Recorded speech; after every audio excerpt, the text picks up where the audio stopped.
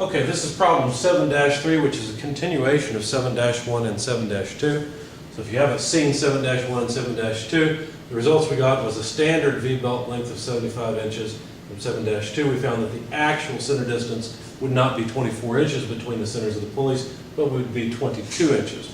7-3 just continues the problem and asks you to compute the wrap angle. Now the wrap angle, if this belt is coming around, your wrap angle on this smaller pulley, theta 1, would be less than 180 degrees.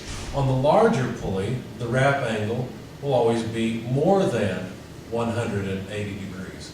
So there's two different wrap angles to be determined and two different equations to calculate it. They're both on page 242. They are equations 7-5 and 7-6. They go like this. Theta 1, wrap angle for the smaller pulley, which we expect to be less than 180, is in fact 180 degrees less 2 times the inverse sine of D2 less D1 divided by 2C. And so now we're going to use the actual center distance because that's what determines the actual wrap angle. So let's see, this would be 180 degrees less 2. And when you take sine inverse, you have to be careful and make sure that your calculator is set to degrees. Most of the time you need meridians, but for this particular equation, you might want to write a note next to the equation in the book to make sure that your calculator is set in units of degrees and not radians, otherwise this doesn't work out.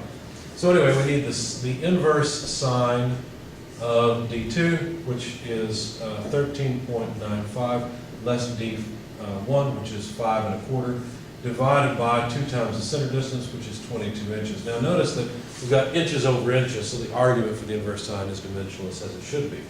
So anyway, when you plug all this into your calculator, you find that the wrap angle is 157.19 degrees. Now theta 2 is very similar. The only difference between the two equations is theta 2 has you add the inverse sine of the same parameter, D2 less D1 over 2C.